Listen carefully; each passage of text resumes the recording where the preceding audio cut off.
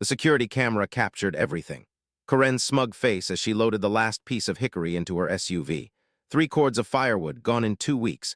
But what she didn't know was that I'd spent the previous night treating every log in that fresh stack with a special coating. As smoke began billowing from her chimney that evening, black and thick and wrong, I raised my coffee mug toward her house. The fire department would arrive in exactly 4 minutes, and Corinne's insurance adjuster. Well, he was going to have some very interesting questions about chimney damage and unauthorized wood sources. The first time it happened, Marcus Chen thought he'd miscounted. He stood in his backyard on a Wednesday morning, coffee steaming in his hands, staring at the woodpile he'd stacked against his garage. Something felt off. The rows looked shorter, the gaps wider. He set down his mug and walked closer, boots crunching through the October frost. 10 logs, maybe 12, definitely missing. Marcus ran his hand along the stack, counting again. He'd spent 3 weekends last month splitting and hauling 2 full cords of premium hickory and oak, $600 worth of wood that would keep his family warm through the New England winter.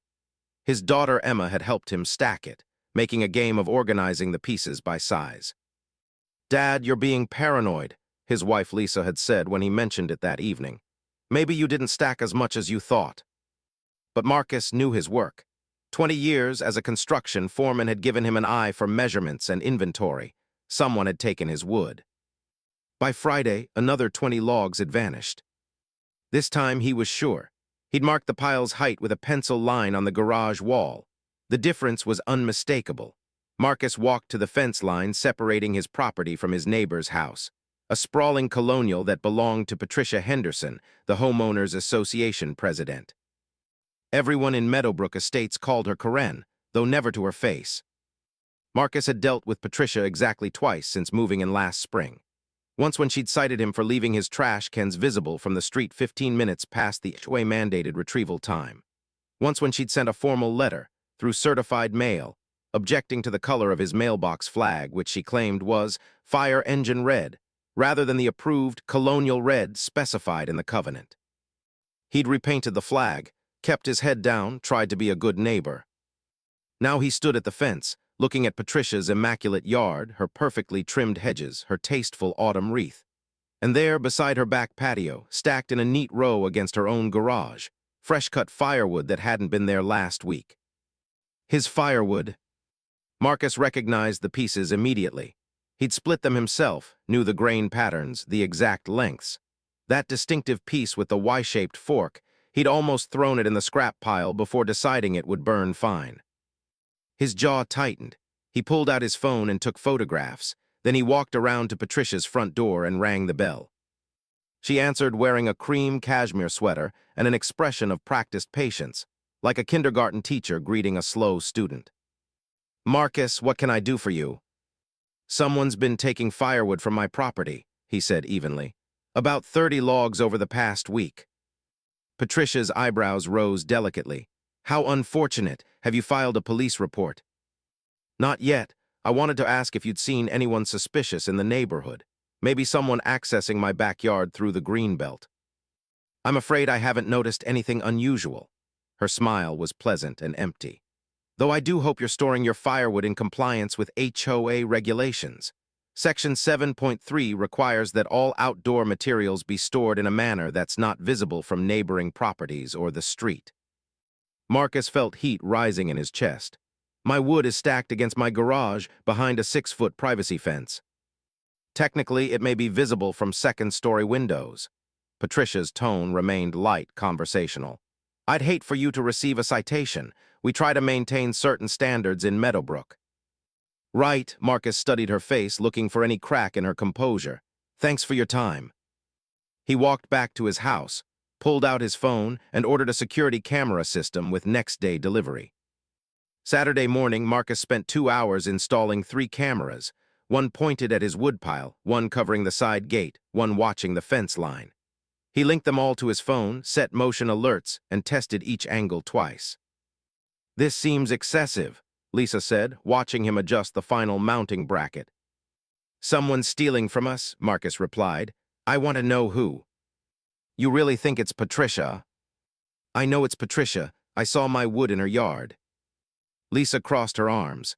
And if you're right, what then? You want to start a war with the HOA president. Marcus climbed down from the ladder. I want what's mine. I worked for that wood, paid for it. We need it for winter.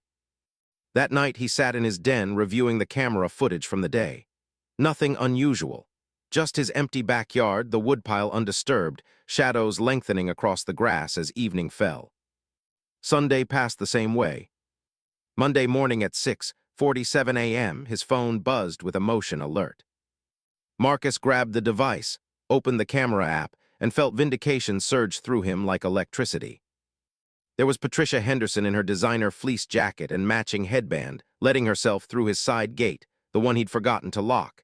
She walked directly to his woodpile with the confidence of someone who'd done this before, selected 6 of the best logs and carried them to his fence. She'd obviously prepared ahead of time. A step stool waited on her side. She climbed up, passed the wood over, climbed down, and returned for more. 4 trips, 24 logs total, the entire sequence captured in crystal-clear HD. Marcus watched it twice, his anger crystallizing into cold certainty. He saved the footage, backed it up to 3 different locations, and made one clip compilation showing Patricia's face clearly visible as she helped herself to his property. At 8:30 a.m., he called the police non-emergency line. Officer Sarah Martinez arrived 40 minutes later, a compact woman with tired eyes and an efficient manner. She watched the footage on Marcus's phone, made notes, and asked him to email her the files. Pretty clear-cut theft, she said. I'll pay Ms. Henderson a visit, get her statement. What happens then? Depends on her response. Could be criminal charges if the value exceeds the threshold for petty theft. Could be civil small claims. Either way, you've got good documentation. Marcus felt a weight lift from his shoulders. Thank you. Martinez gave him a card. Call if anything else goes missing, and maybe invest in a padlock for that gate. An hour later, Marcus was replacing a kitchen cabinet hinge when his doorbell rang. He opened it to find Patricia Henderson standing on his porch, flanked by 2 other neighbors, Bill Kramer from the Architectural Review Committee and Susan Chen, no relation, from the Neighborhood Watch. Patricia's pleasant mask had cracked. Her face was rigid, her eyes sharp with controlled fury. We need to talk about your harassment, she said. Marcus blinked. Excuse me. You called the police on me, accused me of theft based on some doctored video footage. She gestured to Bill and Susan. We're here as witnesses to your pattern of aggressive behavior and your ongoing violations of community standards. Doctored footage? Marcus's voice rose despite himself. You were caught on camera stealing my firewood. I borrowed some wood, Patricia snapped. I was planning to replace it. My furnace broke down, and I needed something for the fireplace until the repair company could come. Instead of being a decent neighbor and helping me, you sixed the police on me like I'm some common criminal. You took 30 logs without asking. That's theft. Bill Kramer cleared his throat. Marcus, maybe we can resolve this neighborly. Patricia's under a lot of stress with her divorce. I don't care about her personal problems, Marcus interrupted. She stole from me multiple times. That's not borrowing. Patricia's smile returned, thin and dangerous. I see. Well, I think it's time the HOA conducted a thorough review of your property compliance. I'm quite certain we'll find several violations that will require immediate remedy at your expense. She turned and walked away, Bill and Susan trailing behind her. Susan glanced back with an apologetic shrug. Marcus closed the door and leaned against it, his hands shaking. Lisa appeared from the kitchen. I heard, Marcus, she's going to make our lives hell. She already did. She stole from us. And now it's going to get worse. Marcus pulled out his phone and looked at the security footage again. Patricia's face, clear as day, carrying his property over his fence. No, he said quietly. Now she's going to learn what happens when you mess with the wrong person. First citation arrived on Tuesday. Marcus found the certified letter in his mailbox when he got home from work, the familiar HOA logo embossed on the envelope. Inside, a formal notice printed on cream-colored letterstock detailed 7 separate violations of the Meadowbrook Estates Covenant. Violation 1. Mailbox flag exceeds approved dimensions by 0.3 inches. Marcus walked outside and measured his mailbox flag with a tape measure. It was exactly the size specified in the covenant. He'd checked twice when he repainted it. He measured again, still compliant. She was lying. Violation 2. Garage door requires repainting due to visible weathering on lower panels. He examined his garage door. 2 years old, professionally installed, no weathering. A few minor scuffs near the bottom, maybe, the kind any door would have. Nothing requiring immediate attention. Violation 3. Front lawn grass height exceeds 3.5 inches in multiple locations. He'd mowed on Saturday, 3 days ago. The list continued. His garden hose was visible from the street. His house numbers weren't properly centered. His driveway had oil stains. His roof shingles showed excessive variation in color. Each violation came with a $50 fine and a mandatory compliance deadline of 14 days. Total fines, $350. Marcus sat at his kitchen table and read the letter 3 times. Lisa stood behind him, reading over his shoulder. "This is retaliation," she said. "Obviously. Can she do this?" Marcus flipped to the back page, where Patricia's signature appeared as HOA president, with Bill Kramer's co-signature as ARC chairman. "Apparently she can. So what do we do? Pay it?" "Hell no." Marcus pulled out his laptop and opened the HOA covenant documents he'd received when they bought the house. "She wants to play games with rules. I'll play." He spent the next 2 hours photographing every cited violation, measuring specifications, comparing everything to the exact covenant language. Then he drafted a formal appeal, citing specific sections and subsections, attaching photographic evidence with measurements clearly visible. The mailbox flag, compliant with intolerances specified in Section 421. The garage door, normal wear consistent with age, not requiring remediation per Section 5.7. The grass, measured at 3.2 inches average height, within acceptable range. He documented everything with the precision he used on construction sites, the kind of meticulous detail that left no room for dispute. At midnight, he hit send on the email to the HOA board, copying all 5 members. Wednesday morning brought Officer Martinez back to his door. "Ms. Henderson filed a counter-complaint," she said, standing on his porch with an expression that suggested she'd heard every possible neighbor dispute in her career. "Claims you've been harassing her, filming her property without consent, trespassing on her lawn." Marcus felt his stomach drop. "That's not true. My cameras point at my property, and I haven't been near her lawn." Martinez nodded. "I watched your footage again. Your cameras are positioned legally. But she's alleging that you've been surveilling her house, making threatening statements to other neighbors, and engaging in a pattern of intimidation." "She's lying." "I believe you."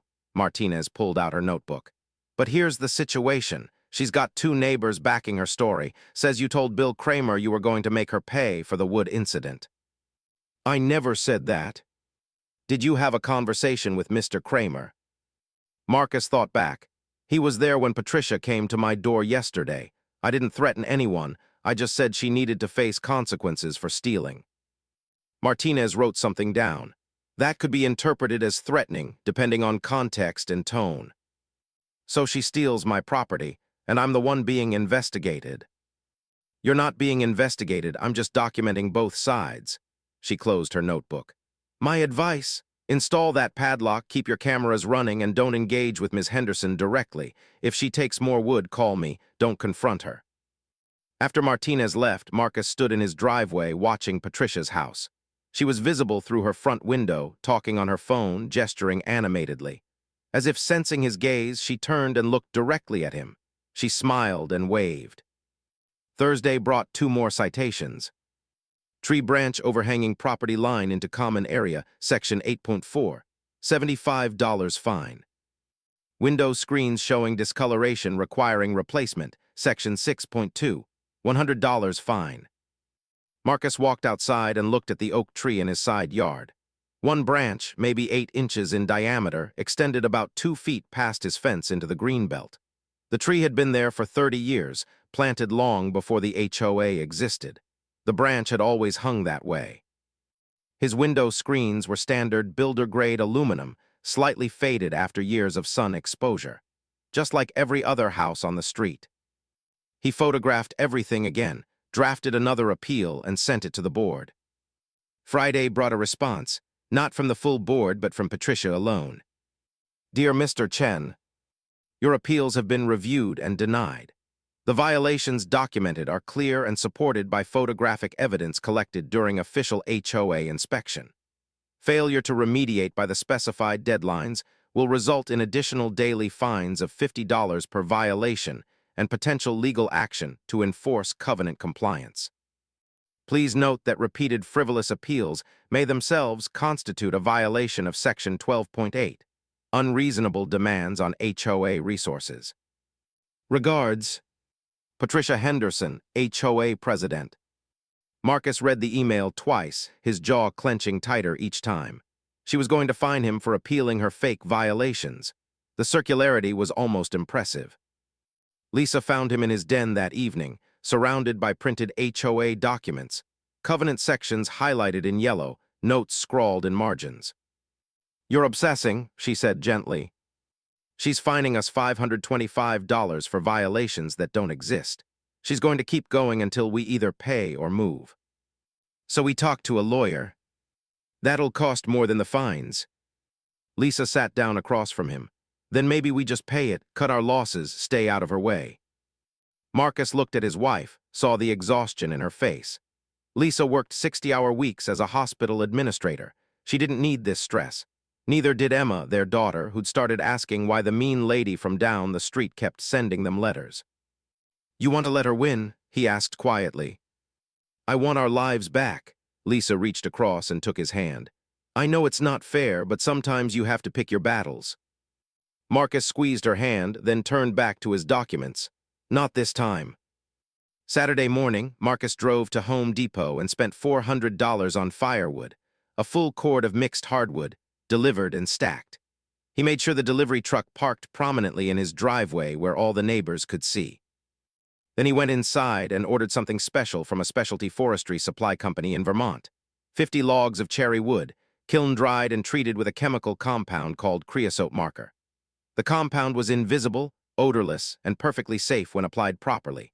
But when burned, it produced thick black smoke and left distinctive residue in chimneys, residue that fire inspectors and insurance adjusters could identify immediately. The compound was typically used to mark stolen timber in commercial logging operations. It was completely legal. And it had a unique property. Once absorbed into wood, it couldn't be washed off. The logs would look and feel identical to regular firewood. Only burning them would reveal the difference. Marcus paid extra for rush delivery. Sunday afternoon, while Patricia's car was gone, he replaced his visible woodpile with the treated cherry wood. He stacked it carefully, selecting the most attractive logs, arranging them to look like premium heating wood, the kind anyone would want to steal. Then he repositioned one of his security cameras to capture a better angle of both his woodpile and Patricia's fence. He adjusted the motion sensitivity to maximum. Monday morning, he waited. The motion alert came at 6:52 a.m. Marcus watched the live feed on his phone, sitting in his truck in the worksite parking lot. Patricia Henderson in her designer fleece letting herself through his gate, moving confidently to the woodpile, selecting the best logs, the treated cherry wood, passing them over the fence one by one.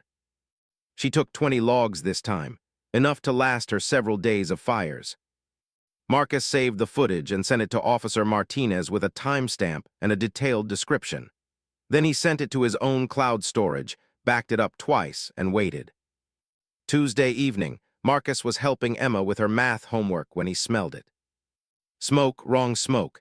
Not the clean scent of wood burning properly, but something thick and acrid like burning tires. He walked to his front window and looked down the street. Black smoke was pouring from Patricia Henderson's chimney, billowing into the evening sky in dense clouds that seemed to spread rather than rise. Lisa joined him at the window. "Is that normal?" "No," Marcus pulled out his phone and watched the smoke thicken. "That's very not normal." 3 minutes later, a fire truck appeared, lights flashing, siren wailing. Then another. Neighbors emerged from their houses, gathering on sidewalks, pointing at Patricia's home. Marcus walked outside with Lisa and Emma, joining the small crowd that had formed at a respectful distance. He saw Bill Kramer, Susan Chen, and several others he recognized from HOA meetings. Firefighters in full gear entered Patricia's house. More smoke poured out when they opened the door. Marcus could see flames visible through the front window, bright orange, abnormally smoky, burning wrong. "Someone said her chimney caught fire," Susan whispered to another neighbor. "The whole flue system is damaged." Bill Kramer shook his head. "I told her to get that chimney inspected. Those old colonial chimneys need regular maintenance." 20 minutes later, the firefighters emerged. One of them spoke with Patricia, who stood on her lawn in yoga pants and a sweatshirt, her face pale with shock. Another firefighter spent several minutes examining her chimney from the outside, pointing at something and taking photographs. Marcus watched it all from his lawn, Emma holding his hand, Lisa standing close beside him. Officer Martinez appeared in the crowd, having arrived with the fire crew. She spotted Marcus, walked over, and spoke quietly. "Interesting timing," she said. "She burns wood for the first time in 2 weeks, and her chimney nearly catches her house on fire." "Is she okay?" "She's fine. House has some smoke damage, and her flue system is destroyed. Fire inspector says there was unusual residue in the chimney. They're taking samples." Martinez looked at Marcus carefully. "You wouldn't know anything about that, would you?" Marcus met her gaze steadily. "I have no idea what kind of wood Ms. Henderson burns in her fireplace. I only know what kind of wood I stack in my yard." Martinez's expression didn't change, but something flickered in her eyes. "Right. Well, I'm sure the inspector will figure it out." As the fire trucks pulled away and the crowd dispersed, Marcus saw Patricia staring at him from across the street. Her perfect composure had finally cracked. Her hair was disheveled, her face streaked with soot, her eyes wide with something that looked like understanding. She knew exactly what had happened. Marcus gave her the same pleasant smile she'd given him so many times. Then he turned and walked his family back inside their house, where their legitimate firewood waited in a locked shed, and their security cameras recorded everything, and karma had finally come to call. The insurance adjuster arrived at Patricia Henderson's house on Wednesday morning. Marcus watched from his kitchen window as a man in a gray suit spent 40 minutes examining Patricia's chimney, taking photographs, and making notes on a tablet. Patricia stood on her lawn, arms crossed, her usual confidence replaced by visible anxiety. Marcus sipped his coffee and said nothing to Lisa, who was packing Emma's lunch for school. Some things were better observed than discussed. At work that afternoon, his phone buzzed with an email from the HOA. Not from Patricia this time, but from Bill Kramer. "Emergency board meeting, Thursday 7 p.m., Community Center. Agenda: review of recent property incidents and discussion of security concerns in Meadowbrook Estates." Marcus read it twice, then forwarded it to his personal attorney, David Zhang, whom he'd finally contacted Monday evening. Zhang had listened to the whole story, reviewed the footage, examined the HOA documents, and agreed to attend any board meetings as Marcus's legal representative. "This should be interesting," Zhang had said. "HOA retaliation cases are my favorite. They're usually so obvious." Thursday evening, Marcus arrived at the community center with Zhang beside him. The meeting room was fuller than usual. At least 20 homeowners had shown up, drawn by neighborhood gossip about the chimney fire and whispers of HOA drama. Patricia sat at the head table with Bill Kramer and the 3 other board members, Janet Wu, Tom Morrison, and Kevin Foster. She looked composed again, her hair styled perfectly, wearing a navy blazer that screamed authority. But Marcus noticed the slight tremor in her hands as she organized her papers. The meeting opened with standard business: approval of last month's minutes, financial report, landscaping contract renewal. Then Patricia cleared her throat. "Before we move to new business, I need to address a serious situation affecting our community." She looked directly at Marcus. "Over the past 2 weeks, I've been the victim of targeted harassment by a homeowner who has engaged in surveillance, intimidation, and what I believe to be deliberate sabotage of my property." Murmurs rippled through the room. "Last Tuesday, my home sustained significant damage from a chimney fire. The fire inspector found evidence of contaminated wood in my fireplace, wood that produced toxic smoke and corrosive residue. This wasn't an accident. Someone deliberately treated firewood with chemicals and left it where I would find it." She pulled out a folder and distributed copies of a document to the board members. "This is the inspector's preliminary report. It clearly states that the wood contained creosote marker compound, which is used in industrial timber theft operations. This substance was intentionally added to harm anyone who burned the wood. Marcus felt Zhang shift beside him, but the lawyer's face remained neutral. Bill Kramer studied the report. "Patricia, this is serious, but do we know where this wood came from?" "I believe it came from Mr. Chen's property." Patricia's voice was steady now, gaining strength. "He's been obsessed with firewood since moving here. He installed multiple surveillance cameras aimed at his woodpile. He filed false police reports accusing me of theft. And then, conveniently, right after he made these accusations, I burn wood and my house nearly catches fire." Janet Wu frowned. "Did the inspector trace the wood to Mr. Chen?" "The inspector is still investigating, but the timing is undeniable." Patricia turned to face Marcus directly. "Mr. Chen has made it clear he wants revenge for what he perceives as HOA overreach. He told multiple neighbors he would make me pay. And now he has, by endangering my life and destroying thousands of dollars in property." Marcus started to stand, but Zhang put a hand on his arm. "Ms. Henderson," Zhang said calmly, "I'm David Zhang, Mr. Chen's legal counsel. Before we continue with accusations, I'd like to clarify a few facts. First, has any evidence been presented linking the contaminated wood to my client's property?" Patricia's jaw tightened. "The evidence is being processed." "So that's a no." Zhang pulled out his own folder. "Second, you mentioned Mr. Chen's surveillance cameras. I have documentation here showing that all cameras are positioned legally, pointing only at his own property, which he has every right to monitor. Third, regarding the police reports, they weren't false. In fact, I have video evidence, which Officer Martinez has already reviewed, clearly showing you removing firewood from Mr. Chen's property without permission on multiple occasions." The murmurs grew louder. Patricia's face flushed. "That was a misunderstanding," she said quickly. "I was borrowing wood during an emergency. 24 logs on one occasion, 32 on another, 20 on a third." Zhang's voice remained pleasant and factual. "All captured on timestamp video. By legal definition, that's theft, Ms. Henderson, multiple counts." Bill Kramer leaned back in his chair, his expression shifting from concern to calculation. Tom Morrison exchanged glances with Janet Wu. Zhang continued. "Now, regarding the chimney fire, you state that you burned wood you found. Where, exactly? If you took it from Mr. Chen's property without permission, as the video evidence clearly shows, then any consequences from burning that wood would be a result of your own theft, not Mr. Chen's actions." Patricia's composure cracked. "He set a trap. He knew I would take the wood, and he poisoned it deliberately." "So you admit to taking his wood?"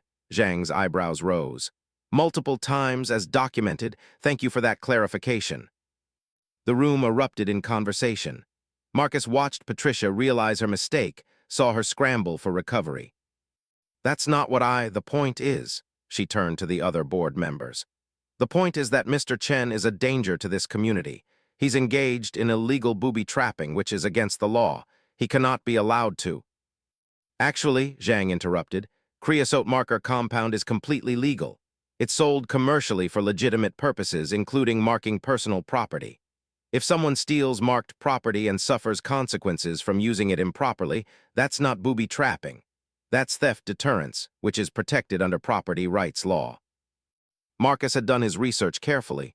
Zhang had confirmed every detail. Kevin Foster, the youngest board member and the only one who'd never signed off on Patricia's citations, spoke up. "Patricia, did you actually take wood from Marcus's yard?" Silence. Patricia's mouth opened and closed. Finally, she said, "This meeting is about community security, not about." "Answer the question," Kevin said firmly. More silence, then quietly. "My furnace was broken. I needed heat. The wood was just sitting there, and I planned to replace it." "Without asking permission," Kevin said, "that's theft." "It was an emergency." "Your emergency doesn't give you the right to steal from neighbors." Kevin looked at the other board members. "And now you're using your HOA position to retaliate against someone who caught you. That's abuse of power." Janet Wu nodded slowly. "Kevin's right. Patricia, you've issued how many citations to Mr. Chen in the past week?" 7, Marcus said, totaling $525, all for violations that don't actually exist. Zhang pulled out another document. "I have photographic evidence and measurements disproving each citation. Every single one fails to meet the standard for actual covenant violations. This is textbook retaliation, and it's illegal under both HOA law and civil harassment statutes. Tom Morrison rubbed his face. Jesus, Patricia, what were you thinking? I was thinking, Patricia said, her voice rising, that we have standards in this community. Mr. Chen moves in and immediately starts causing problems. His property looks like a construction yard. His behavior is aggressive and threatening. I was trying to protect. You were trying to punish someone for catching you stealing, Kevin interrupted. And you used your HOA authority to do it. That's grounds for removal from the board. Patricia stood abruptly, her chair scraping against the floor. You can't be serious. I've been president for 6 years. I've maintained property values, enforced standards, kept this neighborhood. You've abused your position, Janet Wu said quietly. I've been uncomfortable with your citation practices for a while, Patricia, but this crosses a line. Bill Kramer hadn't spoken. He sat staring at the table, his face pale. Finally, he looked up. I co-signed those citations. She told me they were legitimate violations. Were you present during the inspections? Zhang asked. No, Patricia said she documented everything. Then you may want to review your own liability, Mr. Kramer. As ARC chairman, you have a duty to verify violations before imposing fines. The meeting dissolved into chaos. Board members arguing, homeowners shouting questions, Patricia trying to regain control of a situation that had completely escaped her grasp. Marcus sat quietly, watching karma work its magic in real time. Zhang called for a formal vote. Immediate suspension of all citations against Marcus Chen pending third-party review, and a special election to consider Patricia Henderson's removal as HOA president. Kevin Foster seconded immediately. Janet Wu and Tom Morrison voted yes. Bill Kramer abstained, looking miserable. Patricia voted no, alone in her opposition. The motion passed 3-1-1. This isn't over, Patricia said, gathering her papers with shaking hands. I'll be consulting with my own attorney. These accusations are slanderous, and I will not be. Ms. Henderson, Zhang said calmly, I would advise against making this worse for yourself. My client has clear video evidence of theft. You've admitted to it in this public meeting, which has been recorded per HOA bylaws. You've also admitted to retaliatory citations.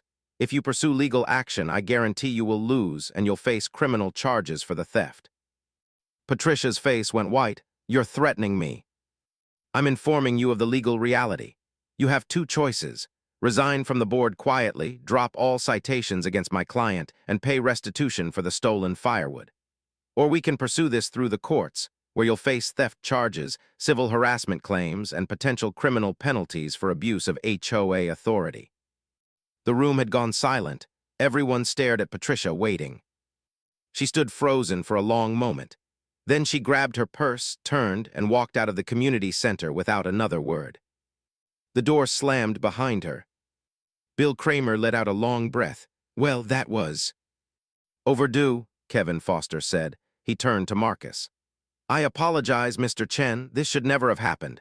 We'll get those citations voided immediately, and we'll conduct a full review of all recent HOA actions. Marcus nodded. I appreciate that. And for what it's worth, Kevin continued, your property looks fine. I've driven past it a dozen times. There were never any violations. As the meeting adjourned and homeowners filed out, several neighbors approached Marcus to apologize, to express support, to distance themselves from Patricia's actions. Susan Chen looked particularly embarrassed. I'm sorry I backed her up, she said quietly. She told me you'd been aggressive with her and I believed her. I should have known better. It's okay, Marcus said. She's very convincing. Outside in the parking lot, Zhang shook Marcus's hand. That went well, better than expected actually, she imploded. What happens now? She'll probably resign within the week. If she doesn't, the board will remove her. Either way, your citations are gone and she won't bother you again. And the theft charges? Zhang smiled. That's up to you. Officer Martinez has enough evidence to prosecute if you want to press charges. Personally, I think you've made your point, but it's your call. Marcus looked back at the community center, thinking about Patricia's face when she'd realized she'd lost everything. Her authority, her reputation, her carefully constructed power over the neighborhood. Let me sleep on it, he said. Friday morning, Marcus woke to find an email in his inbox. From Patricia Henderson. Subject, resignation. Effective immediately, I am resigning from the Meadowbrook Estates HOA Board of Directors. I will also be listing my home for sale and relocating out of the community. Regarding the Firewood situation, I apologize for my actions. I should have asked permission. Enclosed is a check for $600 to cover the replacement cost of the wood I took. I request that no further legal action be pursued. Patricia Henderson. Attached was a scanned image of a check made out to Marcus Chen for $600. Lisa read the email over his shoulder. She's leaving. Looks like it. You won, you actually won. Marcus stared at the screen, feeling something less like victory and more like exhaustion. Yeah. Are you going to press charges? He thought about it. Thought about Patricia's face at the meeting, her complete humiliation, her loss of everything she'd built in this neighborhood. Thought about the principle of the thing versus the reality of dragging this out further. No, he said finally. She's done, that's enough. Lisa kissed his cheek. You're a better person than I am. Marcus called Officer Martinez and told her he wouldn't be pressing charges. Then he called Zhang and confirmed the same thing. The theft case would be closed, the matter resolved. That afternoon, he was in his backyard stacking the legitimate firewood he'd purchased when he noticed something on his woodpile. A note, weighted down with a rock. He unfolded it. Thank you for not destroying my life completely. I deserved what I got. I'm sorry. P. Marcus looked toward Patricia's house. Her car was in the driveway, but he couldn't see her. He crumpled the note, tossed it in his recycling bin, and went back to stacking wood. Some lessons, he thought, came with a heavy price. But they were lessons nonetheless. The for sale sign appeared in Patricia Henderson's yard on Saturday morning. Marcus noticed it while taking out the trash, the realtor's smiling face printed on expensive cardstock above the words Luxury Colonial, Motivated seller. By afternoon, 3 different cars had stopped to take photos of the property. By Sunday, a lockbox hung on the front door. Patricia was serious about leaving. Good riddance, Lisa said when Marcus mentioned it over breakfast. Maybe we can finally have some peace. But peace in Meadowbrook Estates, Marcus was learning, was a fragile thing. Monday brought an unexpected visitor. Bill Kramer, standing on Marcus's porch with the posture of a man approaching a firing squad. Can we talk? Bill asked. Marcus led him to the backyard, offered coffee, and waited. Bill sat heavily in one of the patio chairs. I owe you an apology, a real one, not the half-assed kind people give when they get caught. He rubbed his face. I co-signed those citations without verifying a single one. Patricia told me you were problematic, that you'd been belligerent with her, and I just believed her. I didn't do my job. Why? Marcus asked. You're on the Architectural Review Committee. You're supposed to check these things. Because Patricia made it easy not to? Bill's voice was tired. She'd been running this HOA for 6 years. Everything was organized, documented, professional. She handled the difficult homeowners, dealt with the complaints, kept everything running smoothly. When she said someone was violating covenants, I trusted her judgment. She was lying. I know that now. Bill met Marcus's eyes. But here's the thing, I don't think she was always lying. I think she started out legitimately trying to maintain standards, and somewhere along the way it became about control, about power. And by the time I realized what was happening, I'd already signed off on dozens of citations. Marcus sipped his coffee. How many other homeowners did she target like this? Bill was quiet for a long moment. I don't know. That's what keeps me up at night. I've been going through the records from the past 3 years. There are patterns. Homeowners who questioned her decisions suddenly got multiple citations. People who didn't attend meetings, didn't vote the way she wanted, didn't contribute to her initiatives. They all ended up with violations. Jesus. The Kowalskis on Birch Street. Remember they moved out last spring? Patricia cited them for 17 different violations over 6 months. They paid over $2,000 in fines before they finally gave up and sold their house. Bill's hands shook slightly. I signed off on every single one, never questioned it. Marcus felt a chill run down his spine. Were the violations legitimate? Some probably were, but not all of them, maybe not even most of them. Bill looked at Patricia's house, at the for sale sign swaying gently in the breeze. She was chasing people out of the neighborhood, Marcus. Anyone who challenged her or didn't fit her vision of what Meadowbrook should be. and I helped her do it. What are you going to do about it? I'm stepping down from the arc. Kevin Foster is calling for a complete audit of all HOA actions from the past 3 years. We're going to review every citation, every fine, every violation, and we're going to make it right. That's good, Marcus said. That's the right thing to do. Bill stood to leave, then paused. There's something else. The other board members voted last night. We're formally apologizing to you and voiding all fines. But we also want to compensate you for your legal fees and the cost of the security cameras you installed. It's coming out of the HOA Reserve Fund. You don't have to. We do. What happened to you was wrong. The HOA failed in its duty to treat homeowners fairly. We need to make it right. Bill pulled out an envelope and handed it to Marcus. Check for $1,500. If your actual costs were higher, let Kevin know. After Bill left, Marcus sat in his backyard for a long time, thinking about the Kowalskis and whoever else Patricia had driven out. Thinking about how easy it was for one person with a little authority to make life unbearable for others. Thinking about how many people had probably suffered in silence, not knowing they could fight back. Tuesday afternoon, Marcus got a call from an unknown number. Mr. Chen, this is Diane Kowalski. Bill Kramer gave me your number. I hope you don't mind. Marcus remembered them vaguely, a couple in their 50s, both teachers, quiet and polite. Of course not. What can I do for you? Bill told me what happened with Patricia, with the firewood and the citations. Diane's voice trembled slightly. He said you fought back, that you got her removed. I documented everything and got a lawyer involved. We should have done that. We didn't know we could. She took a shaky breath. Patricia made our lives hell, Mr. Chen. For 6 months, every week brought a new citation. Our fence was too tall, then too short after we fixed it. Our landscaping wasn't approved colors. Our car was parked 3 inches over the driveway edge. It was endless. I'm sorry, that must have been awful. We spent over $2,000 trying to comply. My husband had a heart attack from the stress, not a major one, thank God, but still. Finally, we just sold the house and left. We loved that house. We'd lived there for 12 years. Marcus felt anger building in his chest. Did you ever report her? To who? She was the HOA president. The board backed her up on everything. We felt completely powerless. Diane paused. But Bill said you have video evidence, documentation. He said there's going to be an audit. That's what I understand. Would you be willing to share what you did? How you documented everything? Because if they're reviewing past citations, I want to submit our case. I want our money back. I want people to know what she did to us. Marcus thought about the hours he'd spent photographing violations, measuring specifications, drafting appeals. I'd be happy to help. Do you have copies of your citations?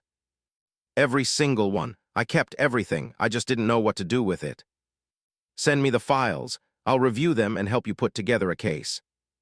Over the next 3 days, Marcus heard from 6 other former Meadowbrook homeowners.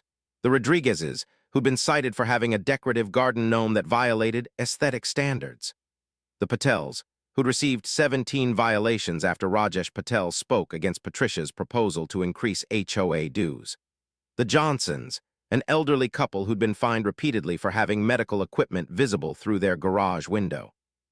Each story was the same. Escalating citations, mounting fines, and a feeling of complete helplessness against an HOA board that rubber-stamped Patricia's decisions. Marcus spent his evenings reviewing their documentation, comparing citations to actual covenant language, building cases.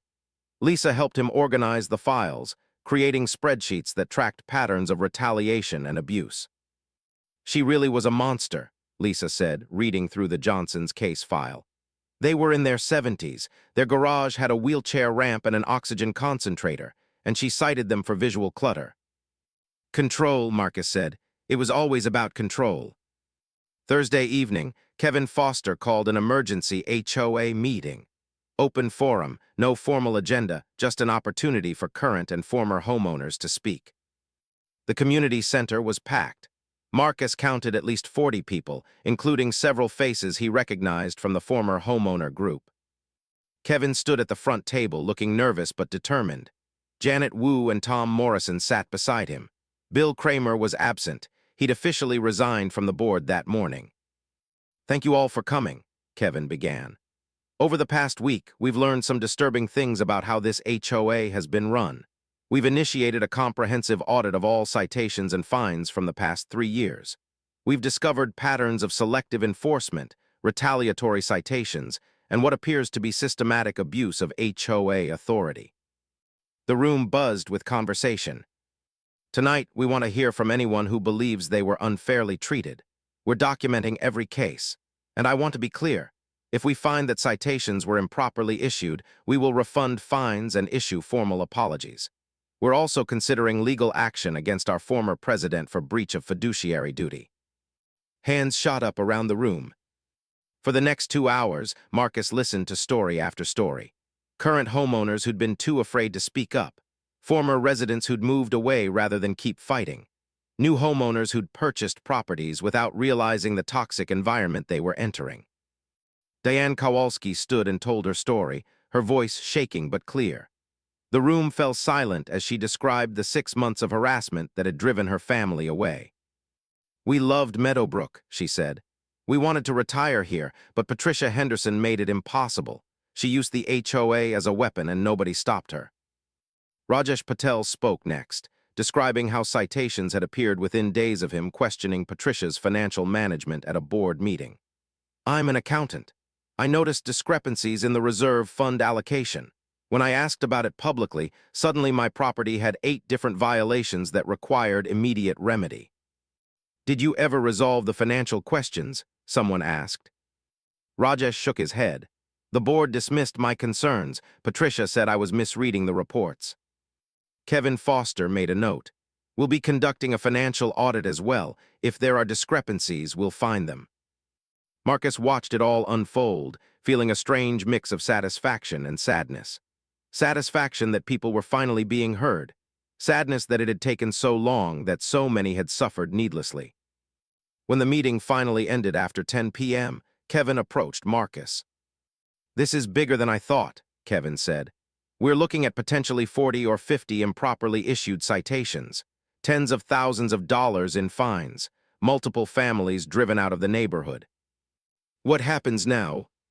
"We finish the audit, we issue refunds, we implement new oversight procedures to make sure this never happens again." Kevin paused. "And we're going to need a new president. The board wants to nominate you." Marcus blinked. "Me?"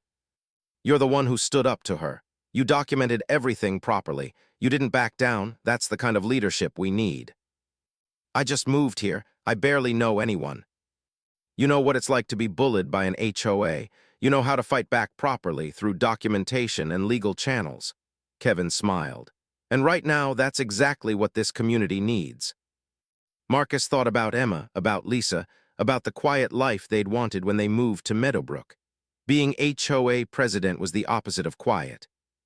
But he thought about the Kowalskis driven from their home, about Rajesh Patel silenced for asking questions, about elderly couples fined for medical equipment. "Let me talk to my wife," he said. Friday evening, Marcus sat at his kitchen table with Lisa, reviewing the HOA bylaws and responsibilities of the president position. "It's a lot of work," Lisa said. "Meetings, decisions, complaints, you'd basically have a second job." "I know. And you'd be dealing with the aftermath of everything Patricia did. Angry homeowners, legal issues, financial audits." "I know that too." Lisa studied his face. "You want to do it." "I want to fix it. I want to make sure what happened to us, to everyone, never happens again." "Then do it." Lisa squeezed his hand. "Just promise me one thing."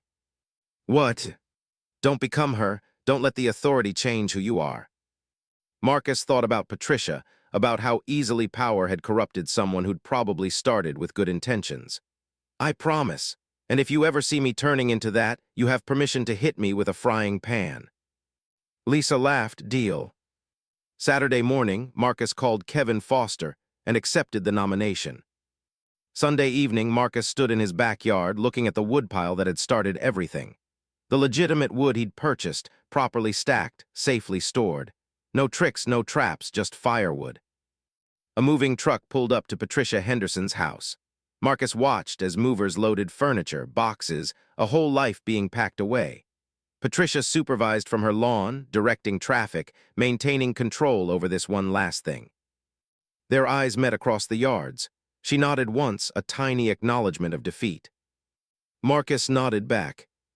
Then she climbed into her car and drove away, and Marcus never saw Patricia Henderson again. But her legacy remained. Dozens of families damaged, thousands of dollars stolen through fraudulent fines, a community poisoned by fear and control. And now it was Marcus's job to fix it all. He went inside, made a fresh pot of coffee, and started drafting his first initiative as HOA president-elect, a homeowner bill of rights. The real work, he realized, was just beginning.